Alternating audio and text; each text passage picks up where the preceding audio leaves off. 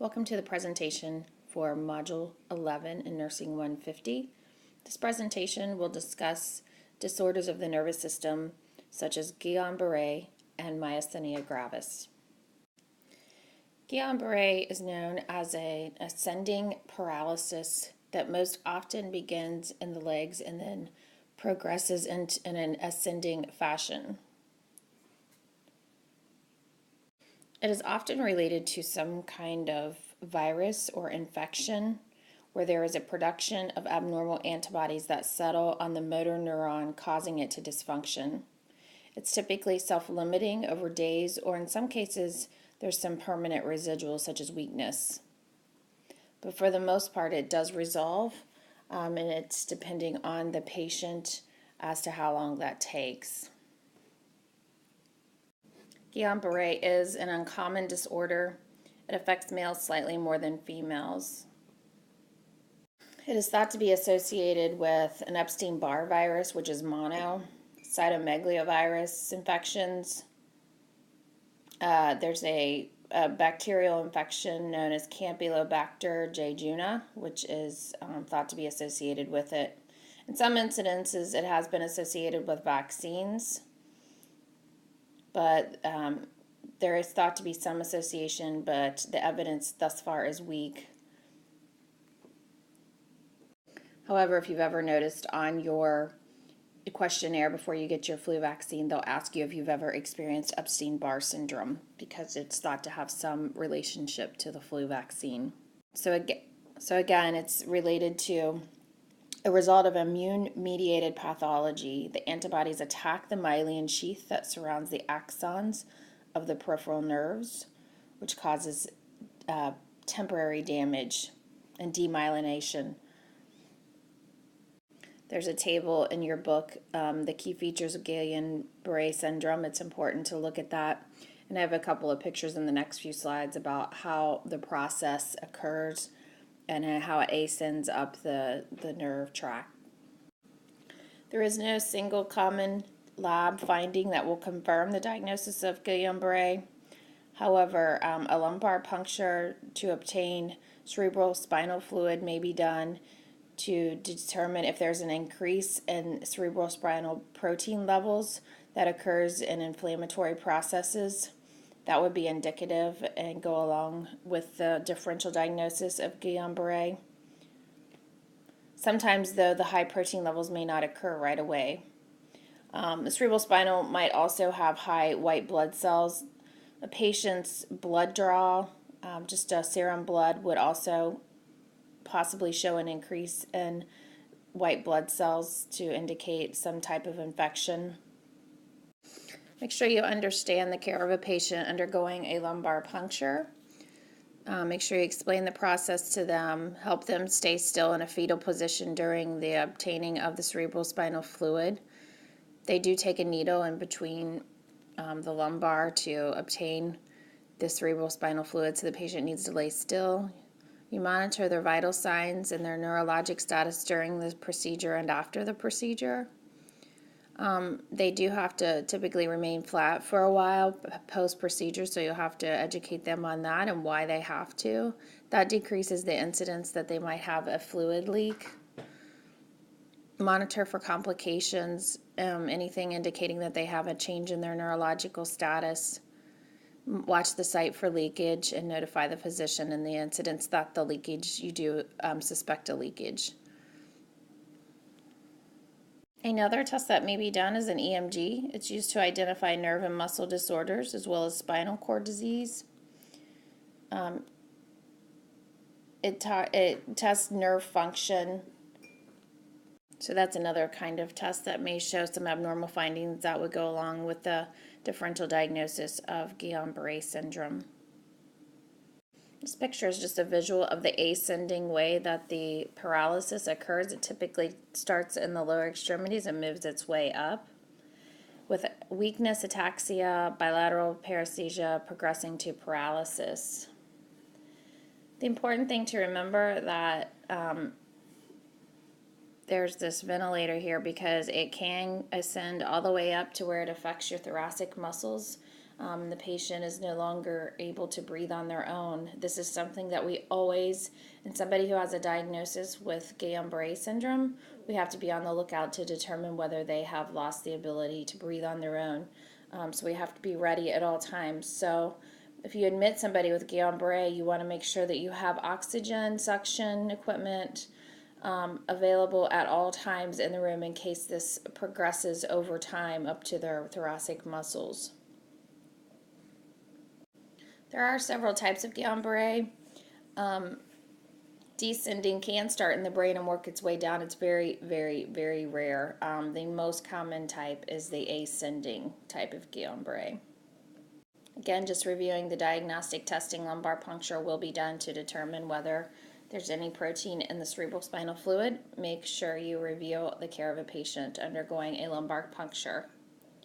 Priority nursing care, like I said, is that respiratory care, making sure that we are on the lookout for any airway compromise, because people with Gyan Barret syndrome are at risk due to the fact that it can affect their thoracic muscles and their ability to breathe. This can be a life-threatening situation in the event that the patient is not diagnosed properly and monitored properly. It's important to remember that it is typically self-limiting. A patient can be sick for a period of time, and then the demyelinization, the inflammation will resolve, and the patient should return to normal. However, sometimes there could be some residual due to the decreased mobility for a certain period of time, and you guys know that when someone has an illness that causes a decreased mobility, they often have weakness and muscle atrophy secondary to the immobility. So oftentimes, even after the infectious process resolves, the patient will have to go to like physical therapy and just sort of kind of get their strength back, really. And that can go on, that can be months. It depends on the patient's status when the disease process occurred. So if they were really, really healthy when it started, they typically bounce back quicker. And, as opposed to somebody who maybe already had some illnesses and poor motor ability in the beginning, they won't bounce back as quickly. It's important to help the family understand that this is not a death sentence. Gyan Barret is not. It's typically self-limiting, and the patient typically can recover from this. So it's important during the time that the patient is undergoing the symptoms of the paralysis that we also monitor their pain, help there with communication and emotional. This could be a young person, and actually the patients that I've taken care of with Gyan Barret were very young, and this was really difficult for them to all of a sudden be paralyzed. And so communication and emotional stability is something that it's important that you kind of help support. Nutritional, of course, if the patient is unable to take in their own nutrition, we will support them through parenteral nutrition, such as maybe feeding them through an IV, or perhaps maybe getting an EG tube and feeding them that way. We have to support their nutrition and support them through this infectious process. Treatment for Gyan Barret can be plasmapheresis. I think we've talked about plasmapheresis before and treatment of some other disorders, and basically it's kind of like a dialysis, and it's where we take out the blood and we remove the antibodies that are causing the patient's symptoms and then return the blood back to the patient. It typically works better if we start plasmapheresis within several days after the onset of illness. Nursing interventions for the patients undergoing plasmapheresis include providing information and reassurance. They typically need to be weighed before and after the procedure. Making sure we care for the site, the access site, which is typically like a dialysis site. Make sure you check for patency by checking for a bruit or a thrill every 2 to 4 hours. And observe the access site for bleeding or any kind of clotting. There is a good chart in your book called and labeled Preventing and Managing Complications of Plasmapheresis. It's important to review that to make sure you're prepared to manage the care of a patient undergoing plasmapheresis that could be related to their Gyan Barret. Managing a patient with Gyan Barret, of course, that cardiac dysfunction, a lot of it's the ABCs, maintaining their airway, their cardiac function, and circulation, improving mobility. Passive range of motion is very important, in having physical therapy come in and work with the patient's muscles to prevent increased atrophy. Even though they're paralyzed, we could do some passive range of motion to help maintain some of their muscle strength. They do have some degree of pain due to the demyelinization of their nervous system. They could have hyperesthesia, which is extreme sensitivity to touch, deep muscle aches and muscle stiffness. The typical pain experience is severe and requires opioids. A lot of times it's worse at night, and so we need to make sure that we monitor it, assess it, and treat it effectively. Gabapentin is a medication. It's known as Neurontin. That is, it's also a anti-epileptic medication, but it can help decrease nerve pain that people have. It's often used for diabetic neuropathy, but it also can be used in this case, again, for that neuro pain. Make sure you don't forget that the patient and the family can be devastated. This is a young man who has a family, all of a sudden is in the hospital for maybe 3-4 months due to paralysis, can't work, loss of income for the family, things like that. It's important to support the family and provide support in these incidences. Help them find community resources. Also, after they're discharged, because they might need to follow up with physical therapy, and it might help them to talk to support groups to help them kind of work through and process the illnesses. Okay, moving on to the next disease process called myasthenia gravis. Myasthenia gravis is a disorder of the neuromuscular junction. It's thought to be autoimmune. It's where antibody occupies the muscle receptor for acetylcholine. If you remember, acetylcholine is a neurotransmitter in the nervous system that helps to spread impulses throughout the neurons in the nervous system. This autoimmune process causes antibodies to be attached to the acetylcholine receptors. As a result, nerve impulses are reduced at the neuromuscular junction, and the nerve impulses do not result in muscle contraction. The symptoms of myasthenia gravis are usually muscle fatigue associated with use. Typically affects smaller muscles, which have more acetylcholine receptors than larger muscles. Therefore, eye movement and speech are most commonly affected. The symptoms usually decrease with rest. As with most autoimmune disorders, the symptoms present in each patient a bit differently. There's different classifications of myasthenia gravis, and they're classified as to where their symptoms are. So class 1 is just ocular muscle weakness, and then class 2 goes on to mild weakness affecting other than ocular muscles. All the way down to class 4 is severe weakness affecting other than ocular muscles, may also have ocular muscle weakness of any severity. So it just varies, like any other autoimmune disorder, from patient to patient. There is a class 5 of myasthenia gravis, which indicates that the patient may have need for intubation because they have severe weakness in their respiratory muscles, so they will require being ventilated. So again, it's important to, if you are admitting a patient with myasthenia gravis, to determine how severe their symptoms are. If they have more severity, if they have muscles more than their ocular muscle weakness, then you may need to be prepared at any time to support their airway. Make sure you have oxygen and suction equipment close by. You might need to have an intubation cart nearby if the patient is experiencing difficulty with their respiratory muscles. Sometimes it can affect their oropharyngeal muscles again, which is their ability to swallow. They can possibly aspirate. So that would be your class 4B patient who's experiencing these symptoms. And they might need support with breathing and with nutrition. So it's important that myasthenia gravis is something that can be controlled. However, it can lead to death related to a respiratory failure, so we need to make sure that we can be on the lookout for that and be able to support it and treat it appropriately.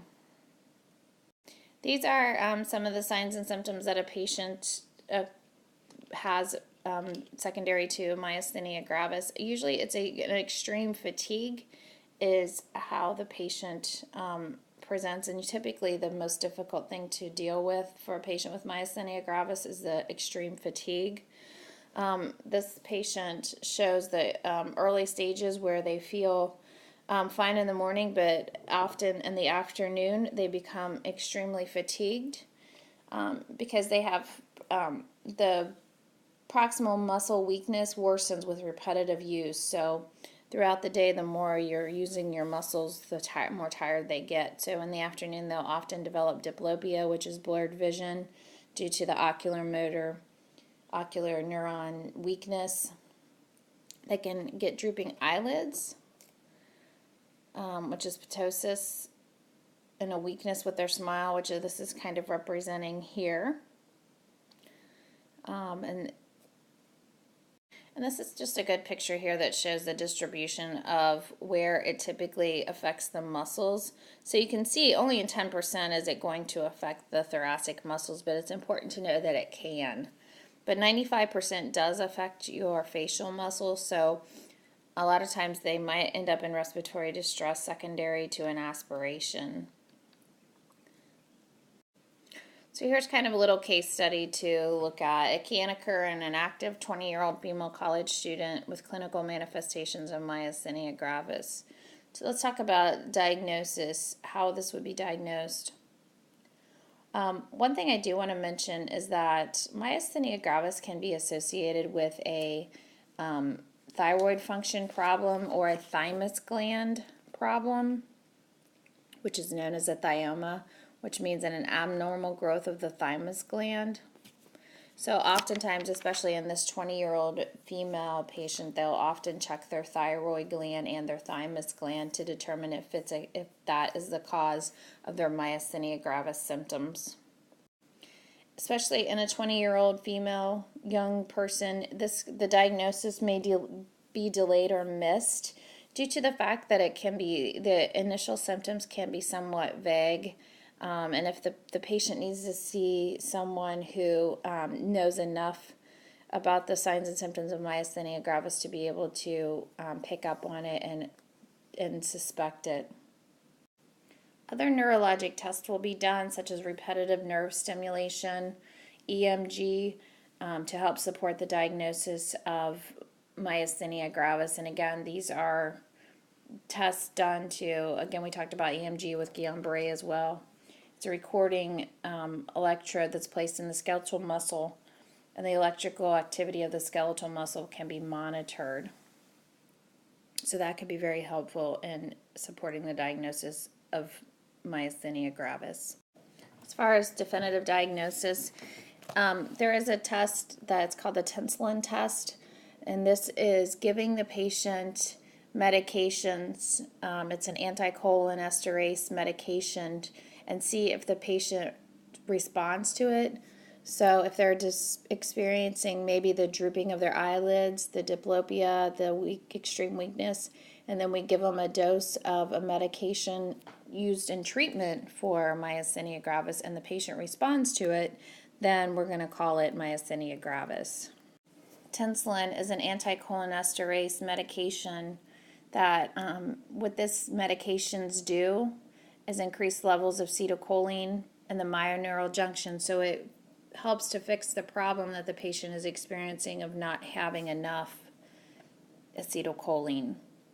So Tinslin is chosen in the diagnosis test for myasthenia gravis because it has a rapid onset and brief duration of action. So the patient should experience improvement in their symptoms really quickly after we give it. So that's why it is helpful in the diagnosis. Tensilin is used most often for testing because of the rapid onset and brief duration of action. This drug inhibits the breakdown of acetylcholine at the postsynaptic membrane, which increases the availability of acetylcholine for excitation of the postsynaptic receptors. In performing this test, the healthcare provider first gives, they'll do like an EMG to estimate the strength of the cranial nerves and then inject the medications. The patients should have improvement in their symptoms within 30 to 60 seconds after the first dose.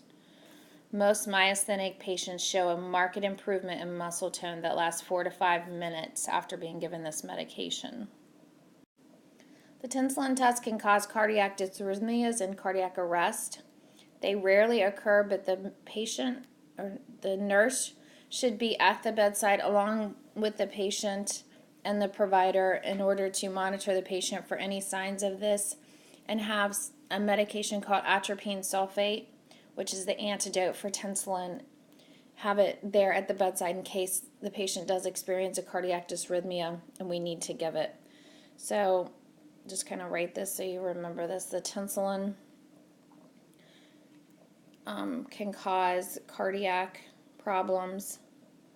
So the nurse and the provider need to make sure that we have atropine at the bedside as an antidote for the Tensilin.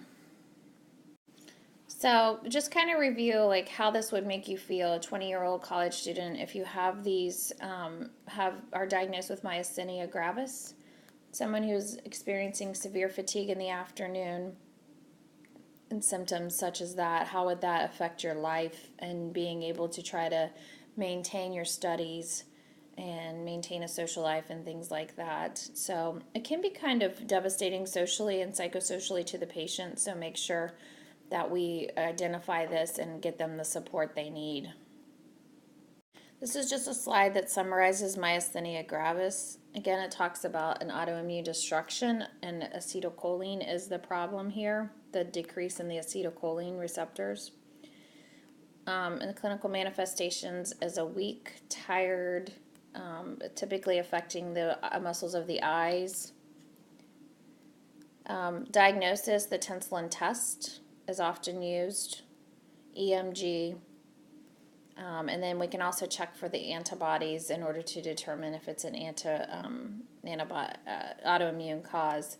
And remember, it also can be thought to be associated with a thymus gland problem or a thyroid gland problem, so we will make sure we rule that out first. Therapy is these anticholinesterase medications. Steroids, because remember that autoimmune, we can decrease that autoimmune response. Thymectomy, and then incidence that it is associated with a thymus gland tumor. We will discuss these treatments a little bit more in the next few slides. There are two groups of medications that are typically utilized in the treatment of myasthenia gravis. It is important to note that myasthenia gravis is one of the most treatable neurologic disorders. The classic presentation of myasthenia gravis is muscle weakness that increases when the patient is fatigued and limits his or her mobility and ability to participate in activities. So management for this is two different types of medications. The first one is the anticholinesterase or cholinergic drugs, also known as anti-myasthenic medications, which help to make the availability of acetylcholine more. And also therapeutic efforts for inducing that remission, such as that immunosuppressive medication, such as corticosteroids. Plasmapheresis can also be utilized because remember we can remove the antibodies that's causing the problem, sort of like a dialysis type removal of particles in the blood. The anti-myasthenic medications, also the cholinesterase inhibitors, enhance neuromuscular impulse transmission by preventing the decrease of acetylcholine. This increases the response of the muscles to nerve impulses and improves muscle strength. Medications that fall under this category are mestinon and reginol.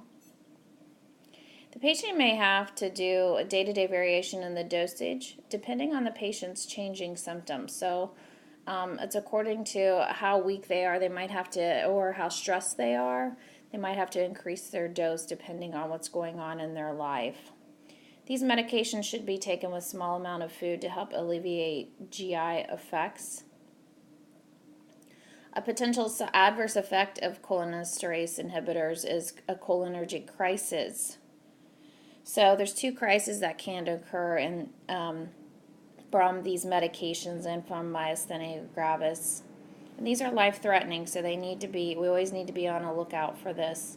Myasthenia crisis is an exacerbation of the myasthenic symptoms caused by not enough anticholinesterase drugs. A cholinergic crisis is an acute exacerbation of muscle weakness caused by too many of these medications.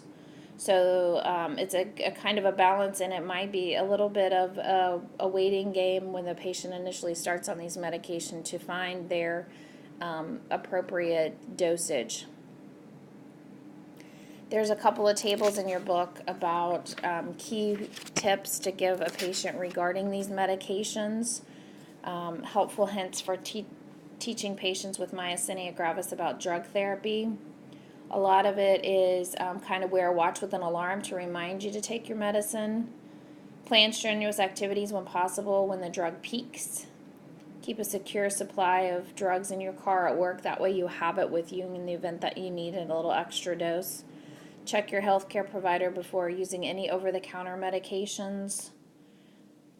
Things like that.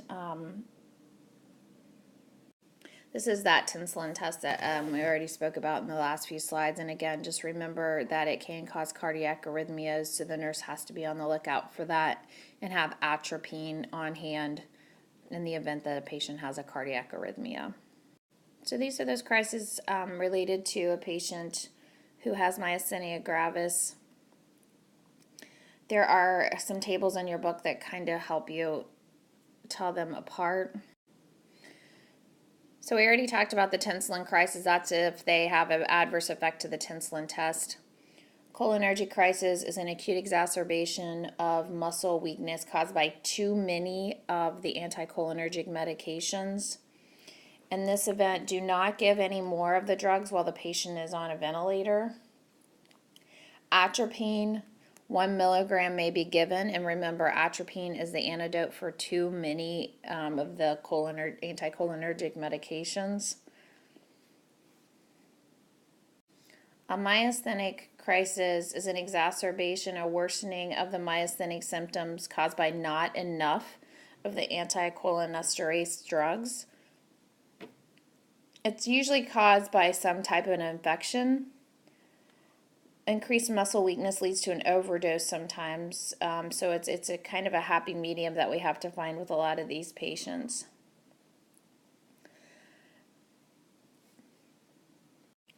In the event of a myasthenic crisis, the priority nursing management is to make sure that we monitor the airway and provide an adequate airway for the patient. We do not actually give the anticholinesterase medications in the event of a myasthenic crisis due to the fact that there's a respiratory compromise usually involved in this, and it's usually not effective for the first few days after a crisis. So drug therapy is not usually restarted right away. It's usually restarted gradually and at lower doses in this event. Sometimes it can be difficult to differentiate between a myasthenic crisis or a cholinergic crisis. Sometimes they'll do a little Tinslin test to kind of help determine which kind it is. If the patient has resolved symptoms and secondary to the injection of the Tinslin, then they'll call it a myasthenic crisis. So sometimes a Tinslin test is used to differentiate between a myasthenic crisis and a cholinergic crisis. So reviewing the management of a patient with myasthenia gravis, immunosuppression with those corticosteroids, methotrexate is one of those immunosuppressants that we've talked about in the past. This can help decrease that antibody formation. Remember any kind of precautions and teaching that you need to teach a patient who's taking a corticosteroid applies for this as well. We've already talked about plasmapheresis. It's a method by which the antibodies are removed from the plasma to decrease the symptoms. Again, you'd have to monitor the site where they do the procedure. Make sure you kind of follow up, make sure they don't have any complications secondary to the plasmapheresis. Respiratory support. The patient with myasthenia gravis is at risk for developing difficulty with respiratory compromise. Not all patients have respiratory compromise, but ongoing assessment and maintenance of respiratory status is always as a high priority in a patient with myasthenia gravis. Self-care guidelines is this, making sure the patient has the ability to perform their ADLs, maximizing independence and making attempts at self-management successful. This helps the patients not only psychosocially, but to maintain their independence is a good confidence booster for a patient. Rest is critical because repetitive movement is what precipitates a crisis typically. Occupational and physical therapies can help with assistive devices, etc. They can also teach the family and patient energy conservation techniques. Weakness of the speech and facial muscles often results in slurred speech. So a speech pathologist can help the patient with this as well. Nutritional support is always important. If they have any kind of the effects on their muscles needed for chewing and swallowing, they could have difficulty getting proper intake. High-calorie snacks are often well tolerated. There's a good table in your book, Improving Nutrition in Patients with Myasthenia Gravis. It talks about assessing their gag reflex and ability to chew, frequent oral hygiene, collaborating with a dietitian, cutting food into small bites, observe the patient for choking, keep the head of the bed elevated during meals and 30 to 60 minutes after, monitor their intake, weigh them daily, consider thickening their liquids and things like that, and administer their medications as prescribed.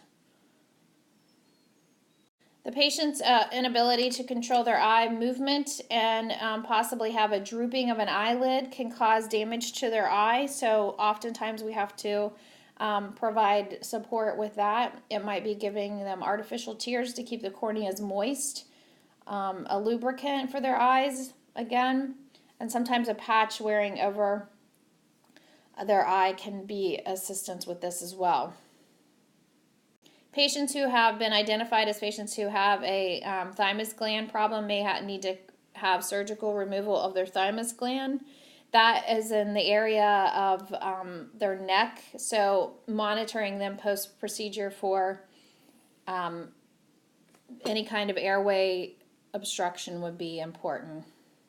Again, myasthenia gravis is a completely treatable disorder.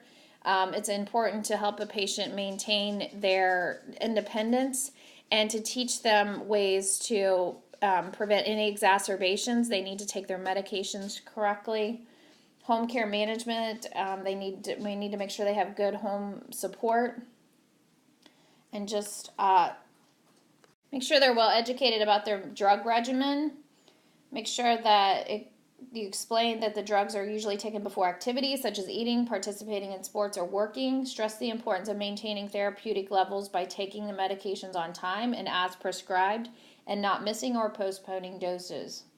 Inform the patient of the side effects of these medications and make sure they understand how to identify if they perhaps are getting a life-threatening situation such as a myasthenic crisis or a cholinergic crisis.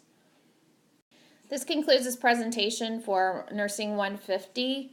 Myasthenia gravis and Gyan Barret syndrome. The following slides are some questions to do review and assess your learning. I encourage that you answer them, and you can find the answers within the posted PowerPoint and additional resources.